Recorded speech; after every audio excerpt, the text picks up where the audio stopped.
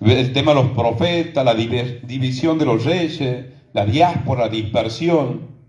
El tema de la profecía de la encarnación del Hijo de Dios.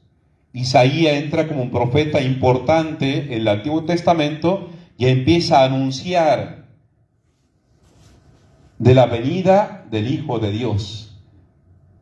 De una joven virgen nacerá el Emanuel, el Dios con nosotros.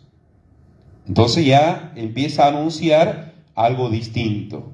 Más allá de todo lo que se venía preparando, pero aquí empieza a anunciar ya la presencia de Dios en la historia del hombre. Cada vez que Dios se revela es para salvar, no es para otra cosa. Dios no tiene otro objetivo.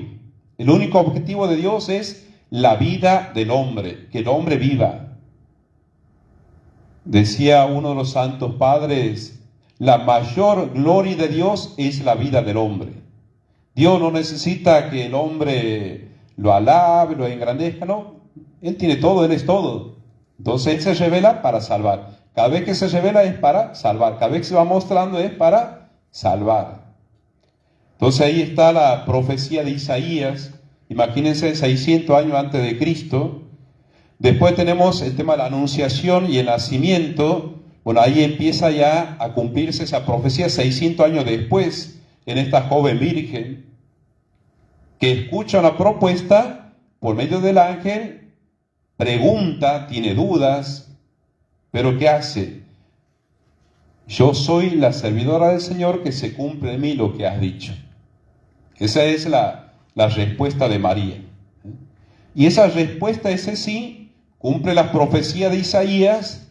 Incluso Isaías tiene varias profecías del siervo sufriente, incluso de esto de la muerte en cruz, el tema del Calvario, el tema de la pasión. En la Semana Santa leemos mucho al profeta Isaías, pero ahí está entonces la mayor parte también de la vida de Jesús. Son profecías. La vida de Jesús, predicación y milagros, hacía grandes rasgos. El tema de la institución de la Eucaristía, la pasión, la muerte y la resurrección, el establecimiento de la Iglesia Católica por Jesús. Y aquí tenemos otra primacía. Ya hemos visto a Abraham en la fe. Ahora Pedro. En este grupo de los 12, Jesús elige a uno de los apóstoles, que es Pedro. Y le dice, tú eres Pedro, y sobre esta piedra edificaré mi iglesia. Tú eres Pedro y sobre esta piedra edificaré mi iglesia. Ahí está la primacía también de ese mandato. Él es el primer papa y tenemos la sucesión apostólica hasta el día de hoy. O sea, todos los obispos tienen esa sucesión apostólica desde Pedro, porque Pedro recibió ese mandato de Jesús. Por eso también cada obispo consagra en el orden sagrado, ya sea el diaconado o el presbiterado, porque llevan esa sucesión apostólica. Y entonces eso no se cortó desde la época de Jesús. Y ahí tenemos entonces otra primacía de Pedro, otro primado.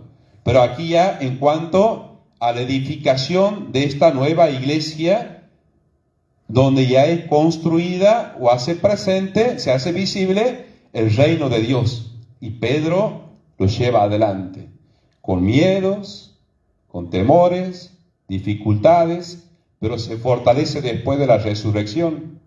Tú eres Pedro, y sobre esta piedra edificaré mi iglesia. Jesús renueva después también de la resurrección en Pedro, a pesar de que lo había negado, porque tiene miedo.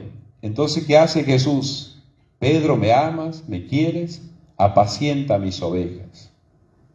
3 veces le pregunta. Dice para remarcar también las 3 veces que lo había negado. Entonces fortalece esa respuesta. Y Pedro pierde el miedo y sale a anunciarlo, como lo hacen también los otros apóstoles. Entonces ya tenemos 2 primacías, de Abraham y de Pedro, que eso sería donde transforma también la historia, donde van aportando nuevas bases y nuevas estructuras para la humanidad. El tema después, la persecución de los primeros cristianos, fue tan fuerte, pero el testimonio de ellos fue tan lindo, que hoy nosotros podemos disfrutar también de esa herencia. Ellos dieron su vida defendiendo también a esta nueva propuesta de fe del reino de Dios. Tenemos los apóstoles mismos también murieron martirizados, los primeros cristianos. Imagínense Pablo, uno de los grandes perseguidores del cristianismo, que era un soldado romano, pero después cuando conoce a Jesús se convierte y es uno de los grandes apóstoles de Jesús. Tenemos incluso aquí en las Sagradas Escrituras, tenemos en la parte del Nuevo Testamento muchas cartas paulinas. Cartas paulinas que escritas a comunidades, a personas concretas, comunidades, por ejemplo, el romano, tesalonicense, colosense. Tenemos a personas Tito, Timoteo. Son cartas paulinas que van animando, motivando a la comunidad. Decir, bueno, esto es importante, esto es lindo, esto es edificante, esto es lo que construye la humanidad, esto es lo que trasciende.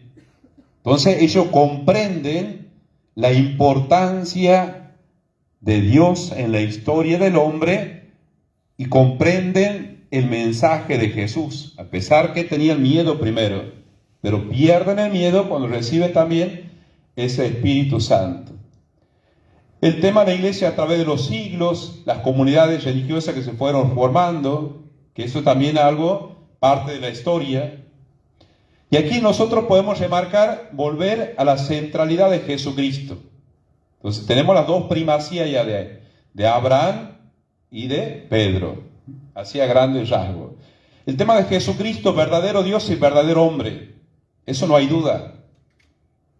O sea, Él se encarna, se hace hombre y acampa entre nosotros. Camina, es un niño, adolescente, es un joven que va cumpliendo con los rituales judíos, va aprendiendo de José y de María, se queda en una de las peregrinaciones en Jerusalén, vuelven a buscarlo y le dicen, le preguntan por qué se había quedado y él dice, ¿no sabían que debo ocuparme de las cosas de mi padre? Para eso es mi mandato, estoy aquí para eso. Y estaba en medio del templo enseñando a los doctores de la ley. Ellos quedaban ahí admirados por tanta sabiduría. Un niño de 12 años, imagínense después cuando comienza su vida pública. Nosotros decimos que Jesucristo es verdadero Dios y verdadero hombre. No hay duda de eso. Incluso en los primeros siglos, muchas herejías, muchos conceptos o muchas cosas que se iban negando, pero hasta que dice, esto es así. Hoy es un dogma de fe. No hay duda de esto. Verdadero Dios y verdadero hombre. Siendo Dios se hace hombre, es compasivo y misericordioso, dos palabras fundamentales en Jesús. En el Evangelio de Lucas, por ejemplo, tenemos, se compadeció muchísimas veces en un contexto de miseria humana, de enfermedad, de aislamiento, de división. Él dice, se compadeció.